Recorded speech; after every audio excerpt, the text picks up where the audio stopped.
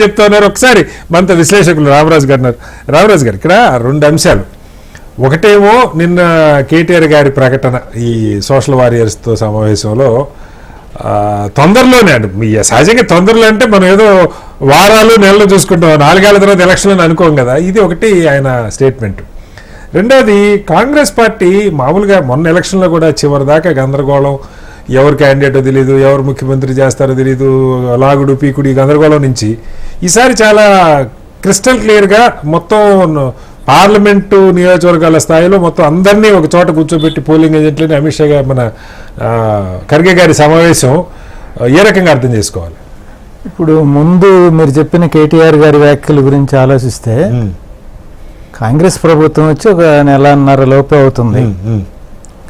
వాళ్ళకి కూడా కొంత సమయం, వాళ్ళు ఒకవేళ హడావిడిగా మేము 2 రోజుల్లో చేస్తాం, 1 రోజుల్లో చేస్తామన్నా కూడా వాళ్ళకి ఇప్పుడు పరిస్థితులు, ఎందుకంటే ఆర్థిక పరిస్థితి అన్ని బేరీజ్ వేసుకొని పథకాలు ఎలా అమలు చేయాలనేది ఎక్కువ ఆలోచించాల్సిన అవసరం ఉంటుంది. దానికి తోడుగా ఇప్పుడు ఇది ఒక 5-డే క్రికెట్ టెస్ట్ మ్యాచ్ లాంటిది. ఎందుకంటే ఇది 5 రోజులు ఆడతారు టెస్ట్, అక్కడ 5 సంవత్సరాలు. 5 సంవత్సరాల్లో నిర్మాణాత్మక ప్రతిపక్షంగా వాళ్ళు చేసే తప్పులు ఎత్తి చూపుతూ నెక్స్ట్ అధికారంలోకి ఎలా రావాలనే ప్రయత్నం ఇక్కడి నుంచే బేస్ పెంచుకోవాలి తప్పితే హడావిడి చేస్తే ప్రతి చోట ఆ ఫలితాలు ఉండాలి. ఇప్పుడు కొన్ని రాష్ట్రాల్లో హడావిడిగా కేంద్ర ప్రభుత్వ సపోర్ట్ తోటి ఎవరితోటి ఒకరిని పడగొట్టినంత మాత్రాన అక్కడ పూర్తిగా రివర్స్ అవుతుంది లేదు. తర్వాత అసలు ఆ థింకింగ్ ఇంత ఎర్లీగా రాకూడదు, అంత హడావిడి కూడా జరిగింది. లాస్ట్ టైం గవర్నమెంట్ దిగిపోయింది, మళ్ళీ ఈసారి కాంగ్రెస్ బలంగా వచ్చింది. ఇక్కడంటే ఒకటి చెప్పండి, ఇక్కడ అసలు నిన్న 4 బీఆర్ఎస్ ఎమ్మెల్యేలు కలిశారు. సరే, వాళ్ళు ప్రకటన ఇచ్చారనుకోండి మేము ప్రోటోకాల్ గురించి అని చెప్పి ముఖ్యమంత్రి గారిని కలిశారు. వాస్తవంగా అలాంటి అవకాశం ఏమన్నా అసలు ఇక్కడ చీలిక్ అంటే మామూలుగా హైపోథెటికలే కావచ్చు కానీ క్వశ్చన్, బీఆర్ఎస్ తలుచుకుంటే కాంగ్రెస్ ని చీల్చి, ఎందుకంటే పవర్ లో ఉన్నారు, కొంచెం స్టేబుల్గా ఉన్నారు, చీల్చడానికి అవకాశం ఉందా అంటే? సార్ నేను మీకు ఉండనట్లేదు సార్, వారి ఒపీనియన్ అడుగుతామంటే లేదని హైపోథెటికల్ గా మీరు విశ్లేషకులు అడిగి విశ్లేషక అభిప్రాయం చెప్తే మా పార్టీ అభిప్రాయం స్పష్టంగా చెప్పిన రైట్. మాకు అట్లాంటి ఆలోచన లేదు. ఈ ప్రభుత్వం 5 సంవత్సరాలు కొనసాగాలి, ప్రజలకు ఇచ్చిన హామీలను నెరవేర్చాలి. నేను ఫస్ట్ అదే చెప్పాను సార్, నరసింహారెడ్డి గారు, నేను ఫస్ట్ చెప్పిందే అది. ఇప్పుడు మీరు ఈ దాంట్లో ఓట్లు 1% 6% కాకుండా మొత్తంగా ప్రజలు వ్యతిరేకంగా వచ్చింది ఆలోచించుకుంటే కరెక్ట్ ఏమో సార్ నేనే చెప్పాను మీకు. ఊరికి వారి ఒపీనియన్ అడుగుతున్నా అంతే, అందుకంటే రామరాజు గారిని అడుగుతున్న ప్రశ్న ఏమంటున్నారంటే అట్లా కూల్చే అట్లాంటి ఆలోచన మాకు లేదు. ఈ ప్రభుత్వం 5 సంవత్సరాలు కొనసాగాలని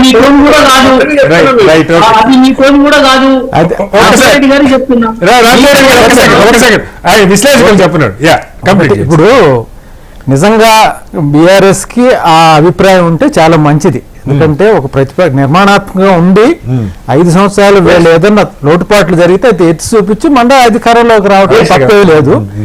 ఈ హడావుడి నిర్ణయాలు తీసుకోవాలని ఆయన హామీ ఇస్తున్నారు, అది చాలా సంతోషకరం.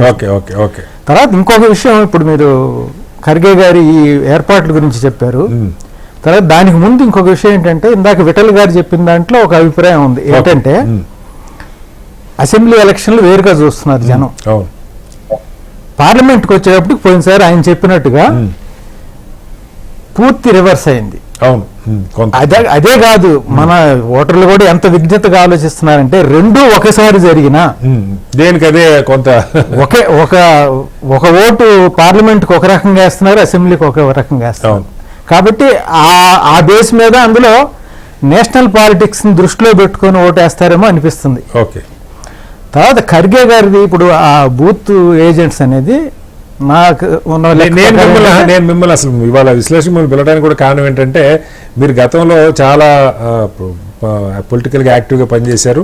ఈ బూత్ మేనేజ్మెంట్, బూత్ల్లో వాలంటీర్స్, దాని తర్వాత ఏజెంట్లు, వాళ్ళ ట్రైనింగ్, అంటే ఇంత ముందుగా ఎలక్షన్ ముందు అంటే వేరు, బట్ ఇంత ముందుగా అందులో జాతీయ అధ్యక్షుడు వాళ్ళని నర్చర్ చేసే అవకాశం ఉంటుందా? అసలు ఎలా ఉంటుంది అరేంజ్మెంట్? అసలు నిజంగా బూత్ లెవెల్ ఏజెంట్ అనేది చాలా గుండెకాయ లాంటిది. మీరు పెద్ద లీడర్లు ఎంత గొప్పోళ్ళైనా, ఎంత హైప్ క్రియేట్ అయినా, కింద లెవెల్లో బూత్ ఏజెంట్లు వాళ్ళు ఓటింగ్ కి జనాన్ని గనక మొబిలైజ్ చేయలేకపోతే, లేకపోతే అక్కడ ఎంత కొంత ఫెయిల్యూర్ కనపడదు. అది వాళ్ళ చాలా ముఖ్యమైన విషయం. తర్వాత నా ఉద్దేశం ఏంటంటే ఒరిజినల్ గా వాళ్ళు ఏదన్నా ఆర్గనైజేషన్ పైన అయిపోయిన తర్వాత బూత్ లెవెల్ గురించి ఆలోచించకూడదు. ఓకే. బూత్ లెవెల్ ఏజెంట్ ఎందుకంటే ఇప్పుడు అర్బన్ వదిలేద్దామండి, అర్బన్ లో బూత్ ఏజెంట్ కి ఓటర్లకి జనంకి అంత సంబంధాలు ఉండవు. రూరల్ లో ఒక పార్టీ బూత్ ఏజెంట్ అంటే మొత్తం ఊళ్ళో ఎవరు ఓటుకు వచ్చారు ఎవరు వేయలేదు చాలా. ఇప్పుడంటే ఫోటోలు వచ్చి ఆ బూత్ ఏజెంట్ వాల్యూ తగ్గుతుంది. అవును.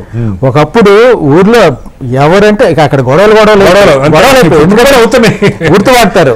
ఇక్కడ ఏం లేదండి, ఊరికే కార్డు చూస్తున్నారు, అసలు ముఖం కూడా చూడకుండా ఏమంటున్నారు.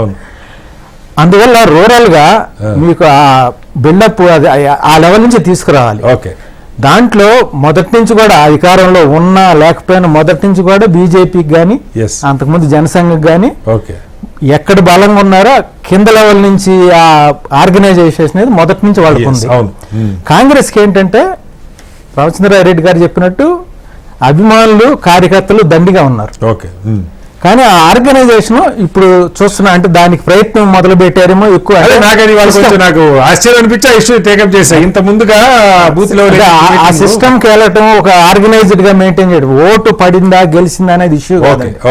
మీకు ఆ ఆర్గనైజేషన్ ఆ సిస్టమేటిక్ ఉంటే ఎప్పుడైనా కన్వర్ట్ అవుతుంది, మీకు ఓటు కింద ఉపయోగపడుతుంది. Okay, right.